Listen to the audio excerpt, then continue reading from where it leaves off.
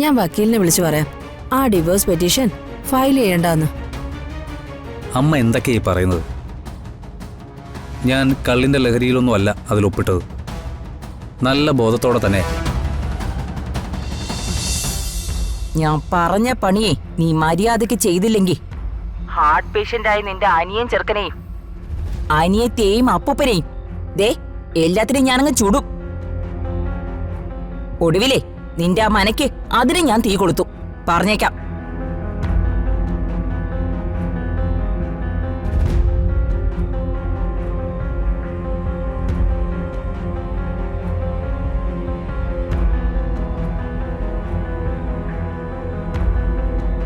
വല്യേച്ചി എന്തിനാ കരഞ്ഞ്? കരഞ്ഞെന്നോ? ആര് പറഞ്ഞു? ദേ വല്യേച്ചി കരയുന്നത് ഞാനും കണ്ടു, കൊച്ചേച്ചിയും കണ്ടു. ഓ, അവന്റെ ഒരു കൊച്ചേച്ചിയും വല്യേച്ചി. എടാ, കണ്ണിനകത്തൊരു ചാഴി പോയതാ, അതാ കണ്ണീര് വന്നത്. ചാഴിയോ? അതെന്താ സംഭവം? അല്ല, കോഴിന്നൊക്കെ കേട്ടിട്ടുണ്ട്. കോഴിയുടെ അളിയനാണോ ചാഴി? അത് പച്ചിലയുടെ മണമുള്ള ഒരു തരം പ്രാണിയാ. നിങ്ങൾ വന്നേ, അത്താഴം കഴിക്കാം. അത്താഴോ? അതിന് അപ്പൂപ്പൻ വരണ്ടേ? ഇന്ന് അമ്പലത്തെ ഹോമപൂജയുണ്ട്, അപ്പൂപ്പൻ വരാൻ താമസിക്കും. നിങ്ങൾ വാ.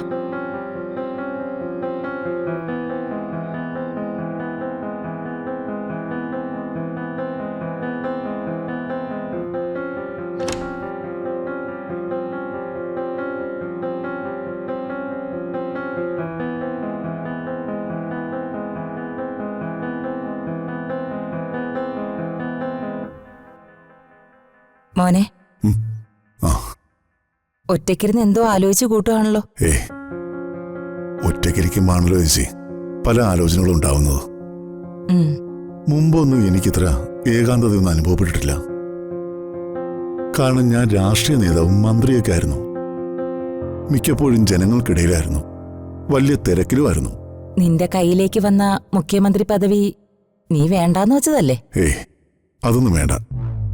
കുറച്ചു കാലം എനിക്ക് കുടുംബത്തോട് കഴിയണമെന്ന് തീരുമാനിച്ച് തന്നെയാ ആ പദവികളൊക്കെ വേണ്ടാന്ന് വെച്ചത്. അതിനിപ്പോ നീ കുടുംബത്തോടൊപ്പം തന്നെയല്ലേ? അതെ, അതിലാ ഞാനിപ്പോ ആനന്ദം കണ്ടെത്തുന്നത്. പക്ഷേ രാജു ഋതിക എപ്പോഴും ഇവിടെ വേണം, അല്ലെങ്കിൽ ഈ വീട്ടിൽ വല്ലാത്തൊരു മൂകതയാ.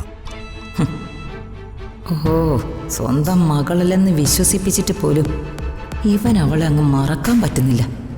ഞാൻ ശരിയാക്കി കൊടുക്കാം. ചേച്ചി എന്താ ആലോചിക്കുന്നത്? എനിക്ക് മനസ്സിലായി. അവരുടെ പേര് കേൾക്കുന്നതിന് ചേച്ചിക്ക് ദേഷ്യമാണല്ലോ. എനിക്കിപ്പോ അങ്ങനെയൊന്നും ഇല്ല പ്രതാപ. അവനും അവളും കൂടി പലപ്പോഴും ഒരാവശ്യവും ഇല്ലാതെ എന്നോട് വഴക്കിന് വരുമ്പോ എനിക്ക് ദേഷ്യം തോന്നിയിട്ടുണ്ട്. അത് കുറച്ചു നേരത്തേക്ക് മാത്ര. അത് കഴിഞ്ഞ് ഞാനതങ്ങ് മറക്കും. എന്തൊക്കെയായാലും അവൾ എന്റെയും കൂടി വളർത്തുമകളല്ലേ. അവളെ മകളെ പോലെ തന്നെ കരുതണം ചേച്ചി.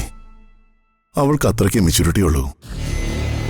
എനിക്കെന്തോ എപ്പോഴും അവർ രണ്ടുപേരും എന്റെ അടുത്ത് തന്നെ ഉണ്ടാവണമെന്നൊരു തോന്നൽ. എനിക്കും അങ്ങനെ തന്നെയാ പ്രതാപ. കാര്യം ഞാനും അങ്ങനെ വഴക്കു കൂടുന്നേ ഉള്ളൂ. എന്റെയും മനസ്സിലൊന്നുമില്ല. ഉണ്ടാവരുത് ചേച്ചി. അവരെ മറക്കുകയോ വെറുക്കുകയോ ചെയ്യരുത്. പ്രത്യേകിച്ച് എന്റെ മരുമകൻ രാജുവിന്. അവൻ എന്ത് സ്നേഹമുള്ളവനാണെന്നറിയോ?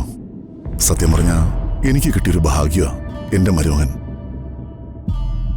എനിക്ക് ദൈവം തന്നൊരു ഗിഫ്റ്റാവൻ. ഈ മരുമകൻ പുന്നാരം താമസിക്കാതെ ഞാൻ അവസാനിപ്പിച്ചു തരാം. അവരെ രണ്ടുപേരും എപ്പോഴും കാണണമെന്നൊരു തോന്നൽ.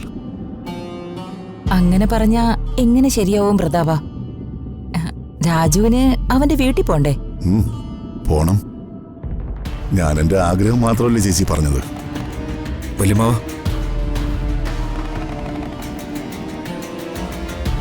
നിന്റെ പണിഷ്മെന്റ് ഒന്നും തീർന്നിട്ടില്ലല്ലോ. പിന്നെന്തിനാ നീ ഇങ്ങോട്ട് വന്നത്? നിന്റെ മുറി അപ്പുറത്തല്ലേ? ഞാൻ ബെഡ്ഷീറ്റ് എവിടെ ഇരിക്കുന്ന അമ്മയോട് ചോദിക്കാൻ വന്നതാ. അവിടെ തറയിൽ കിടന്നിട്ട് വല്ലാതെ തണുക്കുന്നു.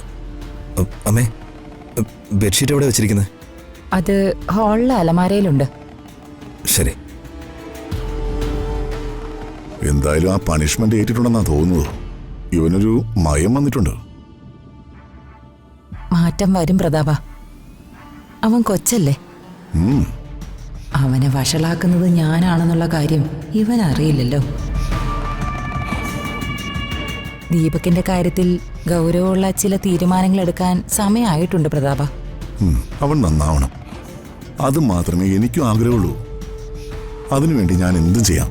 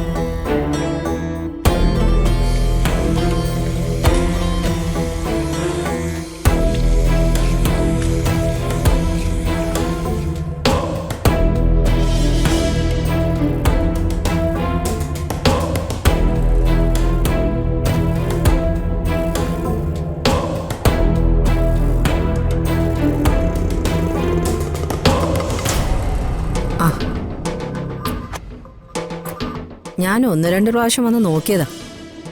അപ്പോഴൊക്കെ നീ നല്ല ഉറക്കായിരുന്നു. ആ പിന്നെ വിളിക്കണ്ട ഉറങ്ങിക്കോട്ടെന്ന് ഞാനും കരുതി. മനസമാധാനമായിട്ട് ഉറങ്ങിയിട്ട് എത്ര നാളായടാ. സോറി അമ്മേ, ഇന്നലെ മനസ്സിന്റെ പ്രയാസം കൊണ്ട്. അതിന് ഞാൻ നിന്നെ വഴക്കൊന്നും പറഞ്ഞില്ലല്ലോ. മോന്റെ മനസ്സ് ഈ അമ്മയ്ക്കറിയാം. നിന്റെ സ്ഥാനത്ത് ആരാണെങ്കിലും മൂക്കറ്റം കുടിച്ചു പോവൂടാ. കുടിക്കണമെന്ന് കരുതി പോയതല്ലമ്മേ, പറ്റിപ്പോയി. പറ്റിപ്പോവും, അതല്ലേ നിന്റെ അവസ്ഥ. ഇതൊക്കെ ആർക്കെങ്ങനെ സഹിക്കാൻ പറ്റും?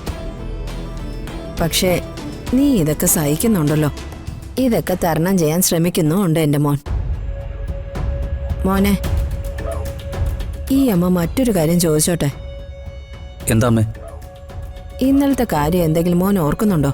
എന്ത് കാര്യം? അമ്മാനെ പറയ്. അല്ല, നീ ഇന്നലെ വക്കീല് കൊണ്ടുവന്ന ഡിവോഴ്സ് പെറ്റീഷനില് ഒപ്പിട്ട് കൊടുത്തല്ലോ. അത് കള്ളിന്റെ ലഹരിയിലെങ്ങാനും ആണോന്നാ അമ്മ ചോദിച്ചത്. അല്ല, അങ്ങനെയാണെങ്കിലും പേടിക്കാനൊന്നുമില്ല. ഞാൻ വക്കീലിനെ വിളിച്ചു പറയാം ആ ഡിവോഴ്സ് പെറ്റീഷൻ ഫയൽ ചെയ്യണ്ടെന്ന്.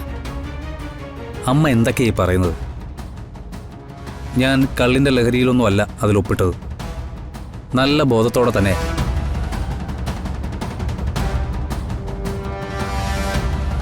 അല്ല മോനെ, നിനക്കതിൽ വല്ല മനപ്രയാസം ഉണ്ടോ? എനിക്ക് മനപ്രയാസമൊക്കെ ഉണ്ട്. അത് അവളുടെ കാര്യത്തില.